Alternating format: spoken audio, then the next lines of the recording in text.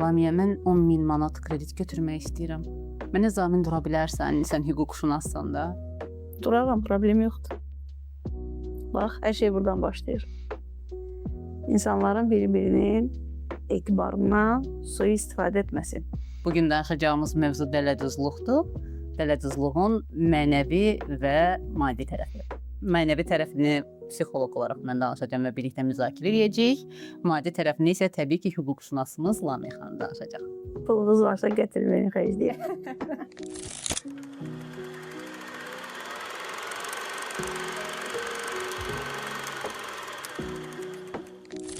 Bugün bizə olan müraciətlərin əksəriyyəti dələduzluq faktları ilə bağlıdır. Ən çox son zamanlarda yayılmış dələduzluq kartlardan çəkilən vəsaitlərdən bağlıdır. Digər bir tərəfdən insanların etibarından sui-istifadə etməklə banklarda zamin və ya həmin şəxsin iş yerinin mötəbərliyini göstərərək banklardan kredit əldə edilməsi ilə bağlı və sonradan həmin şəxslərə vəsaitlərin qaytarılmaması ilə bağlı mövzular çox aktualdır. Necə olur ki, adamlar aldanırlar? Mən düşünürəm ki, burada psixoloji faktorlar var. İnsanların emosional bağlarından istifadə edirlər. Bir mövzu var idi bizdə. Deməli, şəxs müraciət edib, qadın-kişi münasibətdədirlər və kişi ona sevdiyini göstərir və sonra başıma hər hansı bir iş gəlib adı ilə qadından mütəmadi olaraq pul vəsaitləri götürür və çox təəssüflər olsun ki, qadınlarımızın əksəriyyəti bu mövzularda çox həssasdırlar və sevdiyi insanın pis vəziyyətdə olmasını nəzərə alaraq onlara daimi olaraq maddi və mənəvi köməklər göstərməyə cəhd edirlər və edirlər də və bu da son zamanlarda çox böyük aldatma vasitəsinə çevrilib. Hətta kiçik məbləğlər yox, çox böyük məbləğlərdə. Bizdə olan keyslərdə 35.000 var, 40.000 var, 19.000 var və ən acınacaqlı tərəfi ali təhsilli xanımlarımız belə bu cür insanların qurbanlarına çevrilirlər. Bilmirəm, onların psixoloji dəstək almaqlarına ehtiyacı var, yoxdur və yaxud da ki, bu insanlar onları necə manipulyasiya edirlər. Düşünürəm ki, bu barədə insanlar maariflənsə. Mənəvi bir boşluqdan istifadə olunur da burada. Dələduzluğun mənəvi tərəfdəsində bu belə bir manipulyasiya edirlər. İnsanların mənəvi boşluğundan, sevgi, kimsə tərəfindən idarə olunmaq istəyi, kiməsə güvənmək istəyi, bundan istifadə edirlər. Nəticə olaraq da maddi olaraq zərər verirlər. Məsələ bundadır ki, hər iki tərəfdən zərərli çıxırlar həmin şəxslər. Həm maddi, həm mənəvi. Mənəvi tərəflərini siz daha yaxşı bilirsiniz. Biz isə maddi tərəflərini görürük. Məsəl üçün, hətta insanlar bankdan kredit götürərək həmin şəxslərə veriblər. Tutaq ki, gedib sələmçilərdən sələm götürərək öz adlarına həmin şəxslərə veriblər. Mən düşünürəm ki, insanlarımızı bu mövzuda maarifləndirsək, onlar daha çox bilgiyə sahib olub və bu cür insanların manipulyasiyasına qurban olub, maddi və mənəvi zərərə uğramazlar.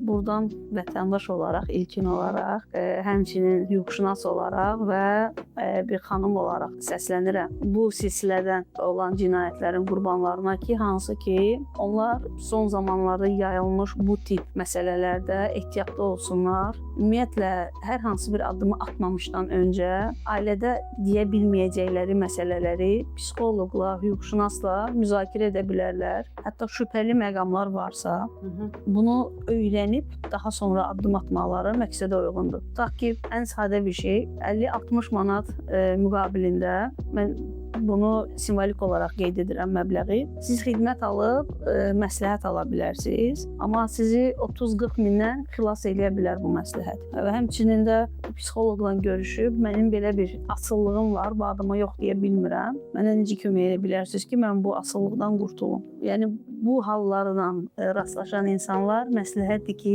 professionallara müraciət etsinlər. Məsələ burasındadır ki, tanımadıqları insanlar tərəfindən aldadılan adamlar, onların məsələsi tamam başqadır. Tanıdıqları insanlar tərəfindən dələduzluğa məruz qalan adamlar. Fikirləşirəm ki, bunun fərqində belə olmurlar. Sevir, kömək eləyim.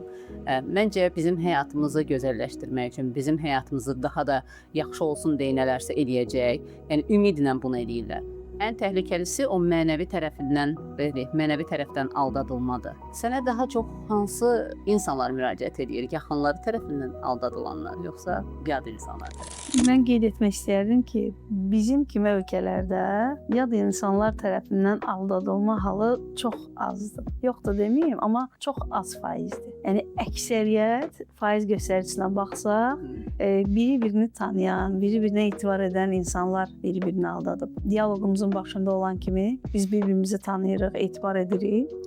Və mən sənə görə gedib zamin duracam bankda. Sabah onu sən ödəməyəcəksənsə, bu artıq mənim problemim deyil də, bu sənin problemindir. Çünki mən sənə inanıram, etibar edirəm, dostluq, vaxt keçirdirik bərabər, məclislərə gedirik və s. Və belə olan halda artıq o dostluq münasibətləri də korlanır, digər münasibətlər korlanır və nəticədə biri-birini tanıyan insanlar bir-birini aldadır. Tanımadığım insana mən də zamin durmaram, sən də zamin durmazsan və düşünürəm ki, bizim ölkədə yaşayan insanlar da belə bir addım atmaz. Və ikinci bir məsələ var, bu tanımayan məsələsində. İnsanların zəif nöqtələrindən vurmağı bacarırlar. İşə düzəltmə adı ilə. Klassik dələduzluqlardan biridir. İşə düzəltmə adı ilə insanlar hər kəs fikirləşir ki, daha yaxşı iş əldə etməliyəm, daha yaxşı qazancım olmalıdır, bəli. Və onlar da bundan istifadə edərək onlara bu vədi verirlər ki, yaxşı vəzifə, yaxşı maaşlı iş, bəli. Və nəticədə də bu halda olur ki, tanımadığın bir insan səni aldatsın. Orada da yenə tanıdığın insanlar vasitəsilə gedib həmin yerə çıxa bilirsən. Bu məsələ də var. Adını unutmuşam. Amerikan bir vəkil demişdi ki, 80 yaşım var, 60 ilə yaxın hüquq təcrübəm var. Bu günə qədər mənə müraciət edənlərin hamısı bir-birinə etibar edən insanlar idi. Eynən. Həqiqətən ona görə sualı verdim mən ki, doğrudan çox maraqlıdır. İnsanlar deyəsən elə ən çox onlara inanan insanları aldada bilirlər. Buna daha çox meyillidirlər. Sadəcə bu da mənə maraqlıdır ki, onlara inanan insanları aldatmaq asan olur deyəni bunu eləyirlər. Orada emosional bir faktor var, hansı ki onların bağları var. İstəyir dostluq münasibəti olsun, istəyir qonşuluq münasibəti olsun, istəyir iş yoldaşı kimi münasibət formalaşsın, sinif yoldaşı, qrup yoldaşı. Yəni bunları birləşdirən bir dəyər var, bir məkan var, bir cəmiyyət var. Və onlar buna yola çıxırlar. Düşünürlər ki, mənim tutaq ki, qonşu məni aldatmaz. Aldadar. Niyə də yox? Və yaxud da ki, yağlı vədlər verirlər insanlara. Bilmirəm, eşitmisiniz yoxsa yox, piramida deməli adlandırılan bir biznes var. Hansı ki, sən kimisə gətirirsən ora, qazancın daha artır və s. Bu gün məhkəmələrdə kifayət qədər bu piramida biznesinin qurbanları var. Və adamlar küllü miqdarda vəsaitlərlə gedib bir neçə il cəzasını çəkəcək, çıxacaq, yenidən həyatına davam edəcək. Amma maddi baxımdan zərər çəkən insanlar bir ömür onun əziyyətini çəkəcəklər. Həm maddi olaraq əziyyət çəkəcəklər, həm də mənəvi olaraq ki, məni kimsə aldatdı. Yəni bunun özü belə psixoloji tərəfdən sən daha yaxşı bilirsən ki, atlatılması ağır bir mövzudur. Ən çətinidir əslində. Hələ doğman tərəfindən aldadılmaq, doğma bir insan tərəfindən aldadılmaq çox məncə ən ağırı budur ki, biri var bir yad insan səni aldadır. Bir də var tanıdığın bir insan sənin inamından istifadə edir və sən inanmağı dayandırmağa başlayırsan. Bu tip mövzularda düşünürəm ki, insanları tək biz yox, professional hüquqşünaslar, professional psixoloqlar daimi olaraq, mütəmadi olaraq maarifləndirsə, insanlarda bu mövzuda fikir formalaşar və ən azından qeyd etdiyim kimi, tutaq ki, sizə kimsə bir biznes təklif edirsə, ümumiyyətlə əziyyətsiz heç bir biznes sənə xeyir gətirə bilməz, gəlir gətirə bilməz. Mütləq qaydada sənin bir əziyyətin olmalıdır. Sadəcə olaraq belə bir təklif varsa sizə, siz bunu ilk öncə olaraq müzakirə etməlisiniz, araşdırmalısınız ki, belə bir şey realdır, real deyil. Yəni bu real deyildir. Biz işləyirik illərlə, amma bizə bir gündə heç kim gətirib 5-10 min bir dəqiqənin içərisində verməyib. Yəni bu mümkün deyil.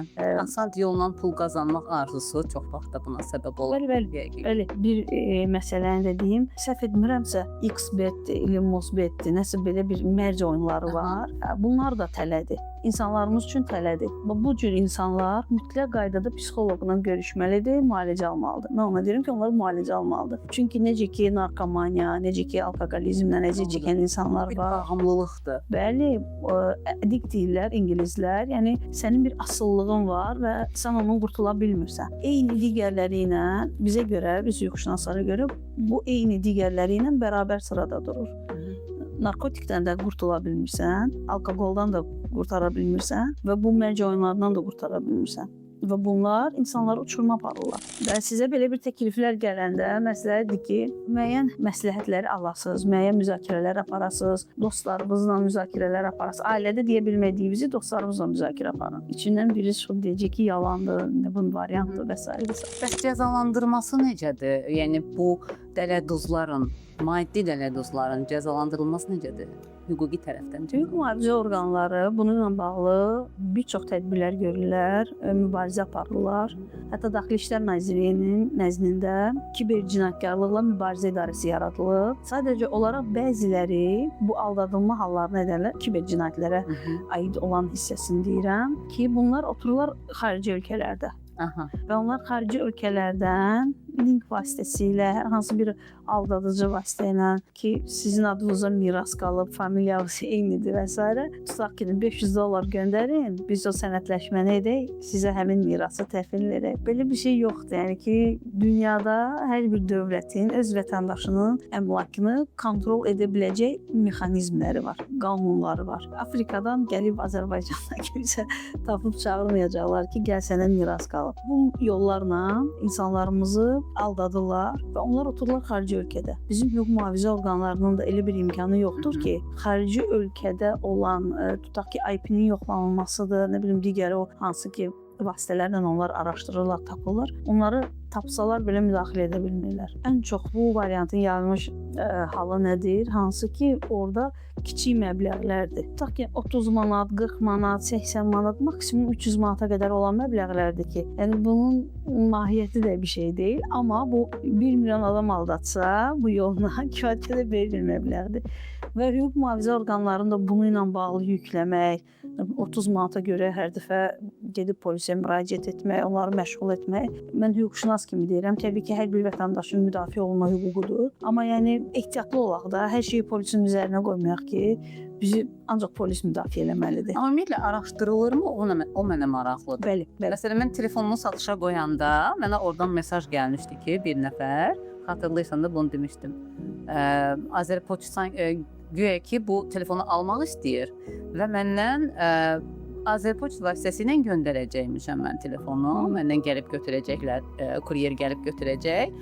Mənə göndərir link. Və mən o linkdə öz belə deyim, kartın nömrəsini yazacağam və o mənə o pulu göndərəcək. Aydındır? Bunu da mənə qardaşımın başına gəlmişdi bu hadisə. Bunu danışmışdı. Mən oradan anladım ki, bu tamamilə onun danışdığı məsələdir. Onun başına gələn hardasa 300-400 manat kartında olan nə qədər pul var imişsə hamısı getmişdi. Yəni onların belə deyim, araşdırılması üçün nəsə görülürmü? Burada Biz heç nəyə bilmirik deyirlər. Burada məsələ odur ki, insanlarımızın ayıq-sayıq olmağı. Bankları günahlandırırlar ki, banklar niyə təhlükəsizlik sistemini zəif edirlər və s.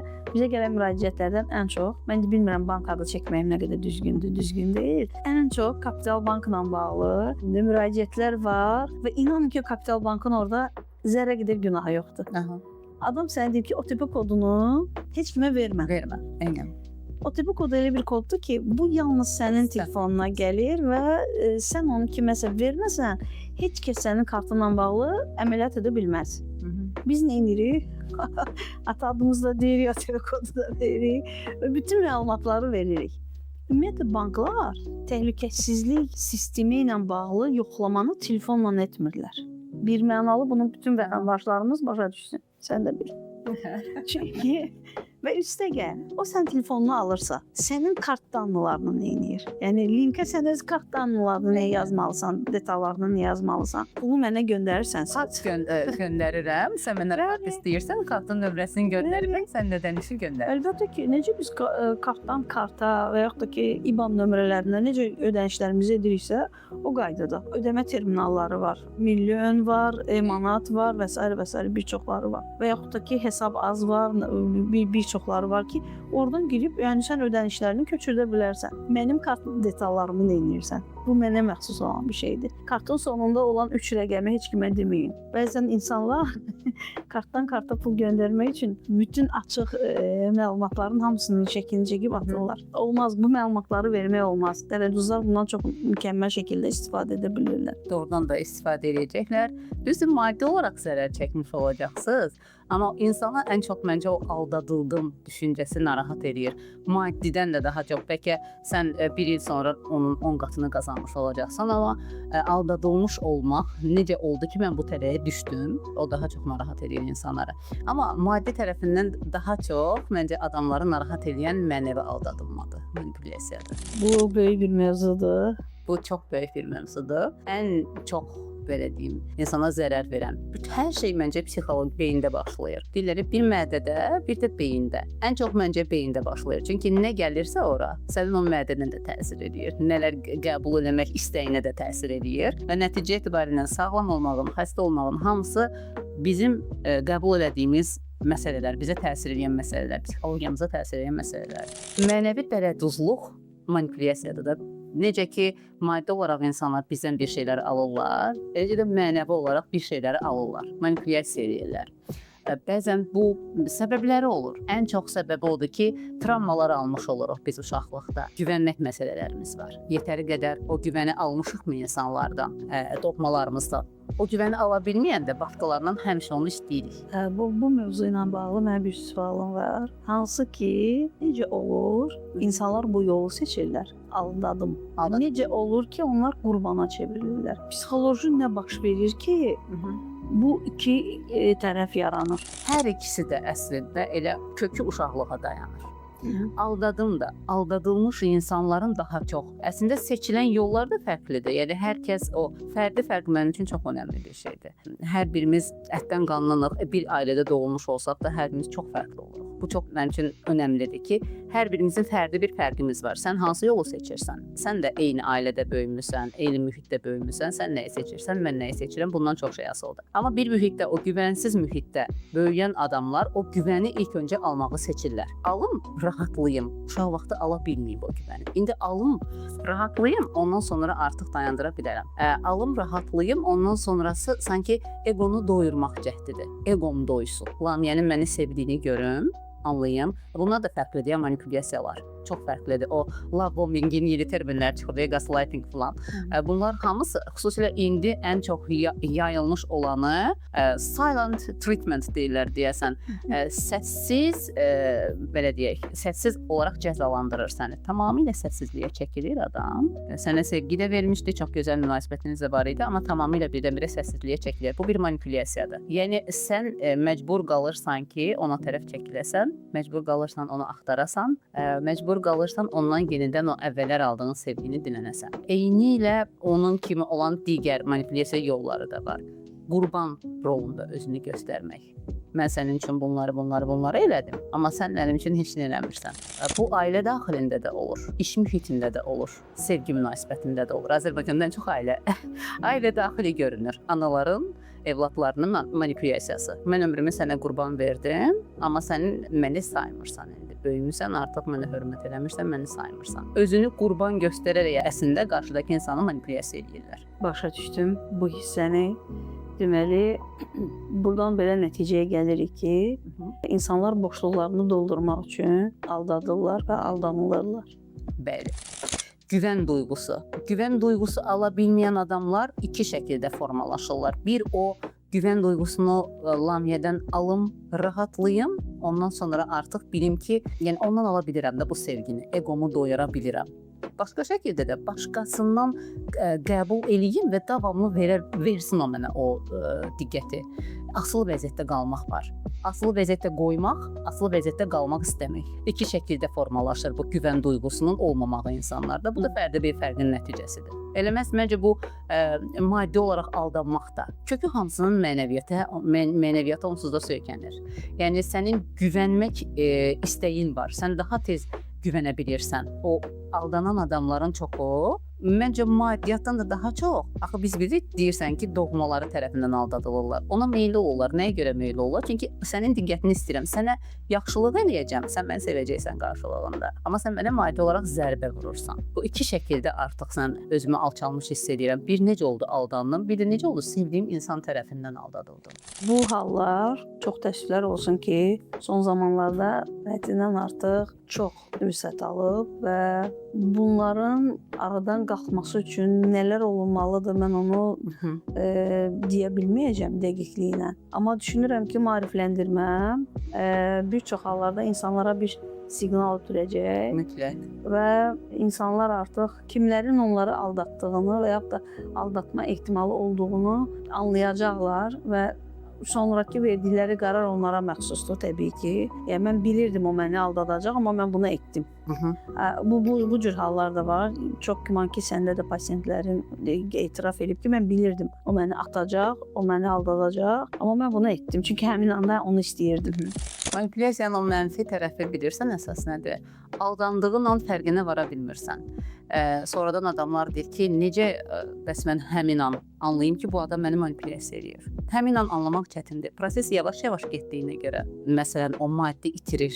Deyir ki, məndən bu qədər pul istədi. Verim də, nə olacaq? Onsa sevdiyim adamdır. Nə olacaq ki, ona mənə nə zərər gələcək ki? Amma zaman o prosesin son mərhələsində həqiqətən anlayanda ki, hətta o atıb gedib, üstündən də bir neçə aylar, bəlkə də illər keçəndən sonra anlayır ki, mən nəyə məruz qalmışdım? Əslində mən manipulyasiyaya məruz qalmışdım. Maddi tərəfdən bu dələduzluqda asanlıqda nəyə görə çoxca maarifləndirməklə ortadan qalxa bilir. Düzdür? Yəni insanlar anlayıb, necə ki, deyirəm, qardaşımın başına gələn bir məsələ idi. Mənə gəlib çatanda mən artıq onu bilirdim deyə imkan vermədim ki, maddi olaraq zərər çəkib. Mənəvi olaraq manipulyasiyanın və dələduzluğun nəticəsi odur ki, sən çox ağır zərərlər görürsən və hər dəfə sən maarifləndirilmiş olsan da bunu eləyirsən. Çünki kökdə olan bir şeylər var. İnanmaq istəyi var, özgüvənsizlik var, məlumatsızlıq üstündə var, bu da doğrudur.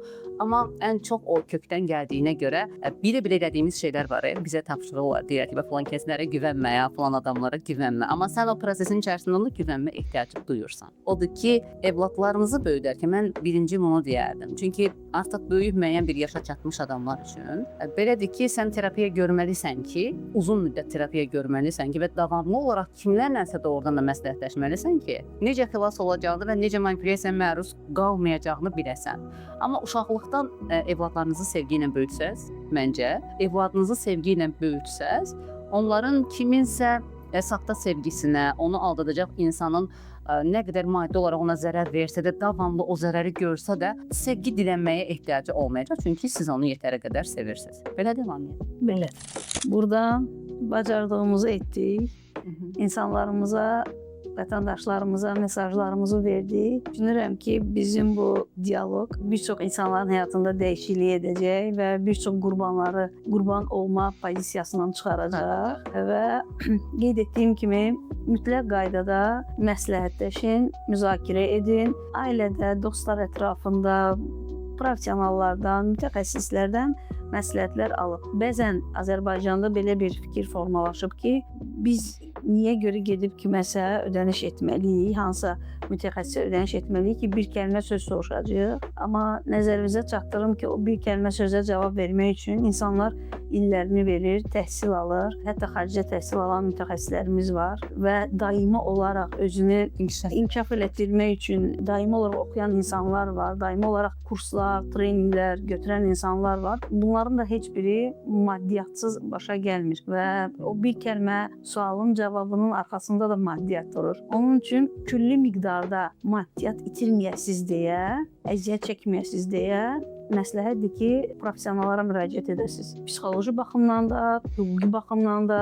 Çünki qeyd etdiyimiz mövzuların kökündə iki faktor durur. Həm psixoloji faktor, ilk olaraq psixoloji faktor durur və psixoloji faktordan törəmə artıq keçir hüquqi faktorlara ki, sizin hüquqi biliyinizin olmaması, zəif olması dələduzlar üçün sizi yemə çevirir. Banklar, bank əməliyyatları, kartlardan olan istifadə, mərc oyunları və digər biri-birinə münasibəti olan insanların biri-birinə maddi zərər verməsi. Bəli.